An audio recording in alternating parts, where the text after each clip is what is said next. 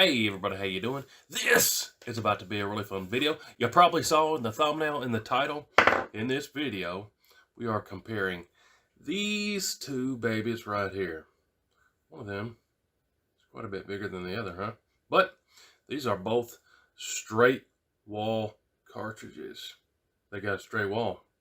There's no bottleneck. But the interesting thing is for this, guys, this right here is a 4570 government. This right here is a 360 Buckhammer. This is a 405 grain. This is a 180 grain.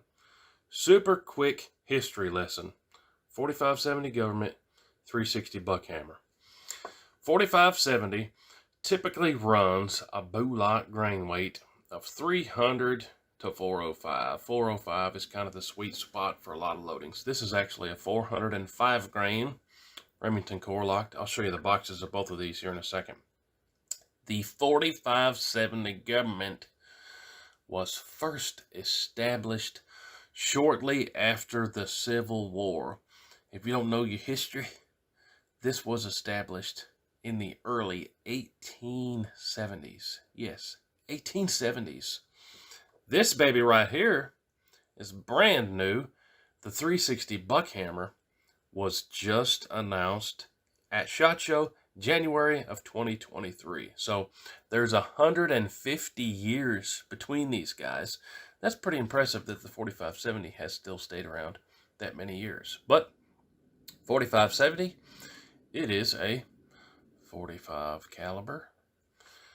The 360 Buckhammer actually uses a 358 bullet, so 0.358 inch diameter projectile. I said these generally run 300 grain to 405. Right now, the 360 Buckhammer is being loaded in 180 grain Remington core locks and 200 grain Remington core locks. 150 years apart. Pretty wild, huh? Let me show you the boxes. I got them right here. This 4570 loading is the 1330 feet per second loading. Remington loads several different varieties of this, and they also load a 200 grain, but for this test we're doing the 180 grain in the how many milk jugs test. This is a series of videos we started like 6 years ago. If you type in on the interwebs, WHOTEEWHO, how many milk jugs, you will find everything from 17 HMR all the way up to 300 Win Mag and everything in between there. If you missed any of those videos, type it in and you'll have a whole bunch of those videos to watch. All that being said, let's run out to the range, see if we can catch one of these 360 Buckhammers and see if we can catch one of these 4570s, both in the Remington core locked deadliest mushroom in the woods. This is going to be a whole lot of fun. If we catch them, I'll weigh them on my scale and see how much of the caught bootlight is left. Should be pretty cool. Check it out. All right, now we got the 360 Buckhammer. Give you guys another quick look at this one. This one is a Henry 360 Buckhammer.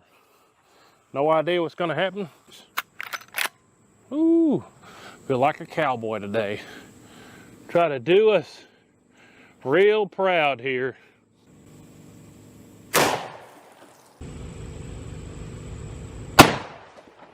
Definitely a good squeeze. Hopefully we didn't go too high. Fixing to find out though. Let's see what happened. I'm running real short on milk jugs. Hopefully that was dead center. We're about to find out. 360 Buckhammer. How many did it take to stop the Buckhammer? And what does it look like expanded? That's what I really want to know. So 1, 2, 3 is gone. There's number 3 right there. And if I can get you guys where my eyeballs can see, looks to be some particles down in there. So I'll leave that there on the table. This is number 4. I know that because I wrote a 4 on it. And it's got an entrance. Interestingly enough, I don't see any water leaking out of number 5, so I want to say that we caught that here in number 4? Is there an exit in number 4? Oh man, appears to be an exit. Is there anything caught in number 4?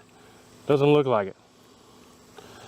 But the exit is pretty near dead center, so that's a really good sign. Now, doesn't look like much of an entry there on number 5, but there is a hole there.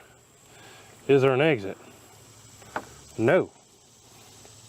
As center as that is, wouldn't you guys expect there to be a caught 360 Buckhammer in the bottom of this? Let's hold it up in the sun. Oh my, look at that. All right, now I'm gonna try to pour this out real slow like where me and you can see it.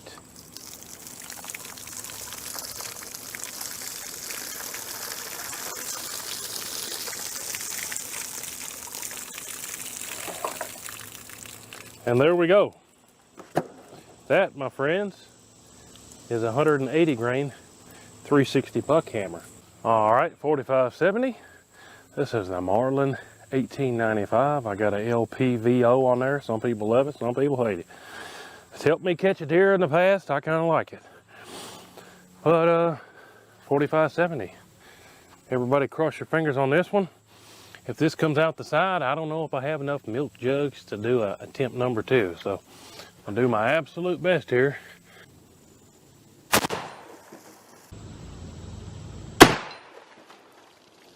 Felt like a really good squeeze. Let's see if we caught it. You will notice stuff was sent way over there, stuff was sent down here. The first one that's actually on the table is number 4. So I think that's more extreme than what we saw in the 360 Buckhammer. What's the exit looking like situation on the number 4? Pretty low. Still pretty low. Hopefully that's not a bad thing. Number 5. Ooh, I'm thinking it might have come out the side, judging by that over there. Number 5 entrance there. We got an exit on number 5. And then looks like we got a hole in the bottom of number 6. And there's nothing in there. And then that's gone. So, looks like it came out the right side, guys. So, now let me analyze the situation, see if we have enough to go for attempt number 2. It's going to be close, because that went through essentially kind of 6. That was number 6, and it went out the bottom of the side, so I was a little bit low. Nothing on the table. Let's regroup here. All right, so I got enough to piece together 8 milk jugs out here. This is 100% our last chance, because I don't have any more milk jugs. We've already gone through my milk jug supply that I've been saving for like 6 months. Y'all watch the show have been seeing me filling up the watering hole for my deers with these. So now we're gonna have to figure out something else for the deers. So that was a little bit too low on that last one, I think. I'll do my best here.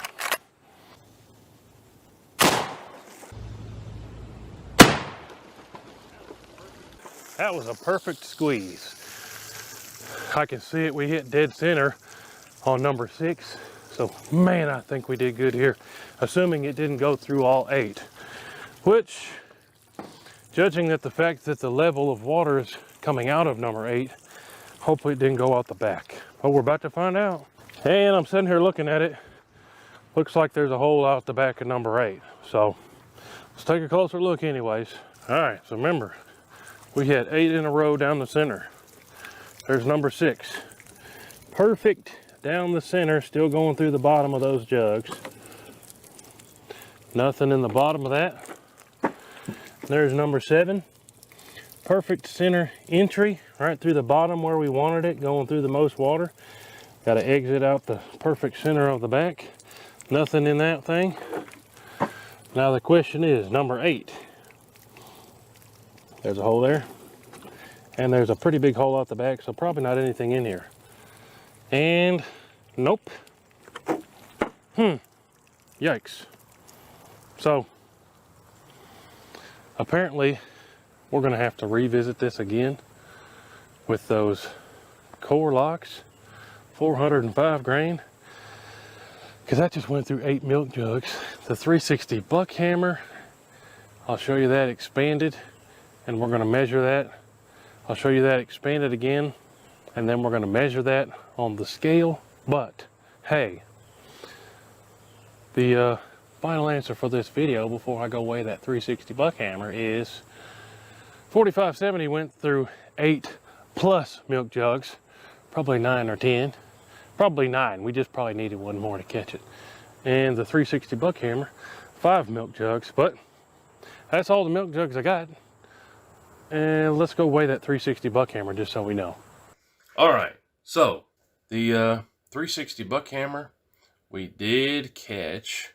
Unfortunately, I ran out of milk jugs in order to retest the 4570 again, but at least we do know that it goes through 8+ with that Remington core lock loading. Now, you know I'm going to have to try that again. We're going to have to drink some more milk, but let me show you the weight of this 360 Buckhammer. Remember, it started off as a 180 grain. A 140.3. So let's pop that up on the calculator and get the weight retention percentages of both of those. Pretty cool. So, pretty cool. Almost 80% weight retention just by looking at that. Pretty cool. Pretty cool. That will take a deer. I know 360 Buckhammer will take a deer because I've done it myself. Let me roll in a little footage of that. Yes. Yes. We just took a shot on a buck with the 360 Buckhammer. Did you see him jump up? I think so.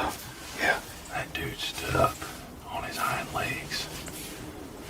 I guarantee you he's not far in the trees right there. But man, we just smoked him. He pretty much stood straight up on his hind legs. I know that rocked him. Right here. All right, so he probably went, what is that? That's where he was standing. Maybe 15 yards.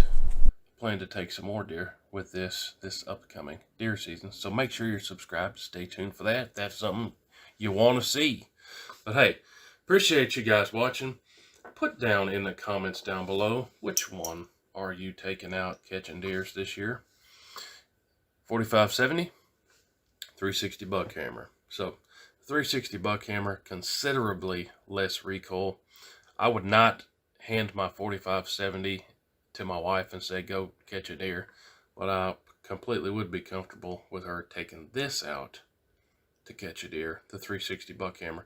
Thanks for watching the video today, guys. 4570 versus the 360 Buckhammer. Straight walls. How many milk jugs? Appreciate y'all watching. Make sure you're subscribed.